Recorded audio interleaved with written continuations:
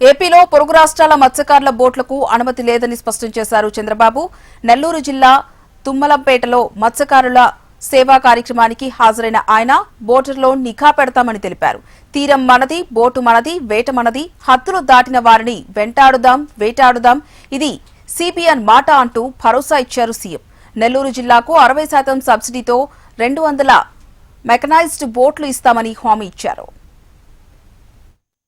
నేను ఒకటే హామీ ఇస్తున్నా, ఇప్పుడే కలెక్టర్ తో కూడా మాట్లాడాను. ఈ తీరం మనది, బోటు మంది, వేట మంది, రాజీ లేదు.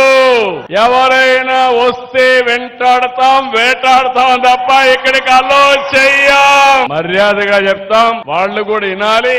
ఎవరెవరి హక్కులు వాళ్ళు కాపాడుకోవాలి. వాళ్ళ కోసం మన జీవనోపాధి కోల్పోవడం కరెక్ట్ కాదని మరొక్కసారి హామీ ఇస్తున్నా.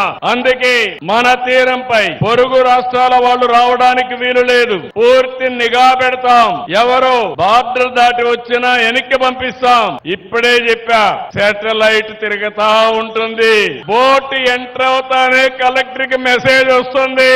అక్కడి నుంచి ఎవరిని అలో చేసే పరిస్థితి ఉండదని మరొక్కసారి మీ అందరికీ హామీ ఇస్తున్నా. మొన్నటి వరకు పెట్రోలింగ్ బోట్లు అడిగారు. ఇప్పుడు అంటున్నారు ఇది కాదు, ఒక 200 మెకనైజ్డ్ బోట్లు ఇస్తే మన సరిహద్దుల వరకు ఎంత చేపలుంటే అన్ని చేపలు పట్టుకొని మేమంతా కూడా విదేశ మార్కెట్ లో ఎగుమతి చేస్తామనే పరిస్థితికి వచ్చారు. తప్పకుండా 200 మెకనైజ్డ్ బోట్లు శాంక్షన్ చేయడానికి నేను సిద్ధంగా ఉన్నా. అది కూడా సబ్సిడీ 60% ఇస్తాం.